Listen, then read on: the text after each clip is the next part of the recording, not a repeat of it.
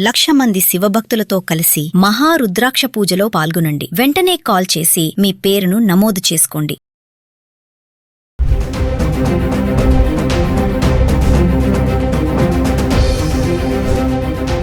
నమస్తే, welcome back to Suman T. Present మనతో పాటు ఉన్నారు అనలిస్ట్ మందర కృష్ణారెడ్డి గారు.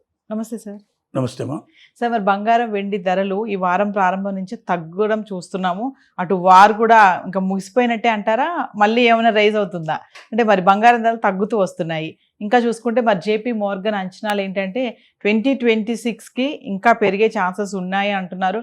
2027లో మరింత పెరుగుతాయని కూడా చెప్తున్నారు. మరి నిజంగా పెరిగే ఛాన్సెస్ ఉన్నాయంటారా ఇలా తగ్గుతుంది అని అంటే? సార్, బంగారం పెరుగుదల అనేది ఏ ఒక్క అంశం మీదనే ఆధారపడింది. చాలా ఉన్నాయి. ప్రపంచం సంబంధించినటువంటి ఏ యుద్ధం వచ్చినా బంగారం మీద ఎఫెక్ట్ చూపిస్తుంది. స్టాక్ మార్కెట్లో ఏ రకమైనటువంటి ప్రాబ్లం వచ్చినా బంగారం మీద ఎఫెక్ట్ చూపిస్తుంది. బంగారం ఉత్పత్తి పెరిగినా బంగారం మీద చూపిస్తుంది. బంగారు కొనుగోలు ట్యాక్సెస్ పెరిగినా బంగారం మీద చూపిస్తుంది. డాలర్ రేటు పెరిగినా బంగారం మీద చూపిస్తుంది. డాలర్ రేటు తగ్గినా బంగారం మీద చూపిస్తుంది. ఇలా అనేక రకాల అంశాల మీద ఆధారపడి బంగారం అనేటువంటి రేటు ఆధారపడింది. యుద్ధం నడిచిన రోజులు మనం చూసాం. యుద్ధానికన్నా ముందు విపరీతమైనటువంటి రేటు పెరిగిపోయి వెండికి కానీ బంగారానికి కానీ యుద్ధం టైం లోపల మెల్లమెల్లగా దిక్కుంటూ దాదాపుగా 30 to 40% డిఫరెన్స్ వాడు దాదాపు ఏర్పడేటువంటి పరిస్థితి మనకు కనబడుతుంది. సరే, ఇప్పుడు యుద్ధం ముగింపు దశకు వచ్చినట్టుగా అనిపిస్తోంది. ముసాయిదా మీద సంతకాలు పెడతారు. 19th నాడు సంతకాలు పెడితే 60 రోజుల పాటు సీజ్ ఫైర్ అవుతుంది. ఈ 60 రోజుల తర్వాత ఫైనల్ అగ్రిమెంట్ అవుతుంది. ఈ లోపల సందేహాలు చాలా ఉన్నాయి. ఎందుకంటే దీంట్లో ఇజ్రాయిల్ మేము దీంట్లో మేము ఉండం, మేము మా యొక్క హక్కులు కోల్పోం, మేము ఆల్రెడీ ఏదైతే ఆక్యుపై చేసుకున్నాం లెబనాన్లో కానీ సిరియాలో కానీ గాజాలో కానీ మేము ఆక్యుపై చేసుకున్న ప్లేస్ అన్నీ మా కిందనే ఉంటాయి, మా సైన్యాన్ని అక్కడే పెడతాం, మేము వెనక్కి రామని చెప్తున్నారు. కానీ ఒప్పందంలో ఖచ్చితంగా వాళ్ళు వెనక్కి వెళ్లాల్సిందే అనేటువంటి క్లాజు ఉన్నాయి. ఇలాంటివన్నీ చాలా ఉన్నాయి. ఇంకోటి, యుద్ధం ముగిసినా కూడా పూర్తిగా దాని నుంచి తేరుకోవడానికి చాలా నెలల టైం పడుతుంది. ఇప్పుడు ఉదాహరణకి గల్ఫ్ దేశాలన్నీ కూడా విపరీతంగా దెబ్బతిని ఉన్నాయి. ఆయిల్ని ఉత్పత్తి చేయడానికి కావాల్సినవన్నీ కూడా చాలా వరకు తుత్తిని చేసి పారేస్తారు. వాటన్నిటి తిరిగి పునర్నిర్మించుకోవాలి. మళ్ళీ ఎప్పట్లాగనే ఆయిల్ సప్లై చేసే స్టేజ్కి రావాలి. హర్ముజ్ జలసంధి లోపల కింద మొత్తం కూడా మైన్స్ అవంచారు, అంటే పేలిపోవడానికి వీలుగా ఏదైనా ఓడలు, వాటన్నిటి క్లీన్గా తీసేస్తే తప్ప అన్ని ఓడలు పూర్తిగా దాని నుంచి బయటపడే అవకాశాలు లేవు. అంటే ఇది టైం టేకింగ్ ప్రాసెస్. కనీసం 2 నెలల నుంచి మొదలు పెడితే 6 నెలలు టైం పడుతుంది. ఈ లోపుగా యుద్ధ వాతావరణమే కొంతవరకు కంటిన్యూ అవుతుంది తప్ప ప్రశాంతమైన వాతావరణం కంటిన్యూ అవ్వడం కష్టం. అంటే ఆయిల్ ప్రైజెస్ బాగా డౌన్ అయిపోవడం కష్టం.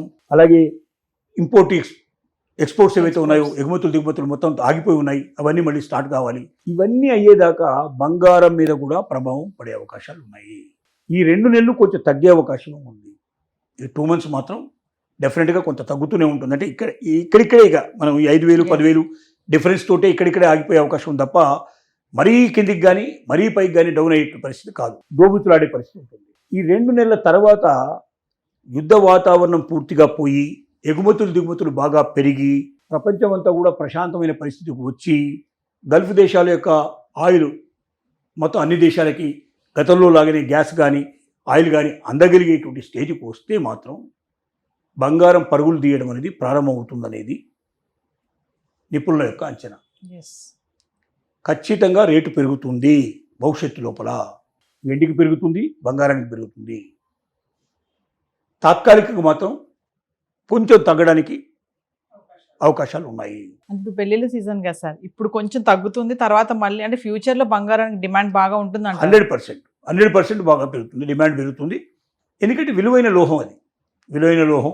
దాన్ని ఎక్కడంటే అక్కడ తాకట్టు పెట్టుకుని డబ్బులు తెచ్చుకోవచ్చు. అంటే ఒక 5 నిమిషాలు 10 నిమిషాల్లో డబ్బు తెచ్చుకోగలిగే ఏకైక అవకాశం బంగారానికి ఉంది తప్ప ఇంకా దేనికి లేదు. కాబట్టి బంగారం రేటు పెరగడం ఖాయం భవిష్యత్తులో. కానీ తాత్కాలికంగా మాత్రం కొంచెం తగ్గుతూ హెచ్చుతూ కొద్దిగా ఒడిదుడుకుల ప్రయాణం కొంతకాలం 2 నుంచి 3 మాసాల పాటు సాగించే అవకాశం ఉంది.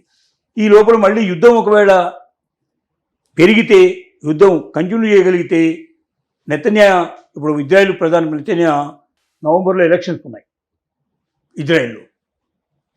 ఇప్పుడు అమెరికన్ ప్రెసిడెంట్ చెప్పినట్టుగా విరమించుకొని వాళ్ళ దేశం నుంచి వాళ్ళని మొత్తం వాళ్ళ సైన్యాన్ని అంతా వెనక్కి తెప్పించుకుంటే లెబనాన్ నుంచి రేపొద్దున నెత్తిన గెలిచే అవకాశం లేదు అక్కడ. కాబట్టి తన భవిష్యత్తు కోసమైనా ఆలోచించుకొని అమెరికాను పక్కన పెట్టి యుద్ధం చేసేందుకు సిద్ధపడతాడా అనే భయం కూడా ఉంది. అలాంటి పరిస్థితి జరిగింది మళ్ళీ పాత పరిస్థితికే ఏర్పడే సిచ్యువేషన్స్ కూడా ఉన్నాయి. కాబట్టి ఎవరైనా కొనుక్కోదలుచుకుంటే కొంచెం 5,000 10,000 డౌన్ అవుతున్నప్పుడు పరిస్థితి చూసుకొని కొనుక్కోవడం బెటరు. 2 నెలలు 3 నెలల లోపల పెరగడం అయితే ప్రారంభమయ్యే అవకాశాలు ఉన్నాయి. ఈ యుద్ధం లేకుండా ఉంటే ఈ పరిస్థితులు ఇట్లాగే కంటిన్యూ అయితే మాత్రం పెరుగుదల తప్ప తగ్గుదల అనేది ఉండదు. Thank you.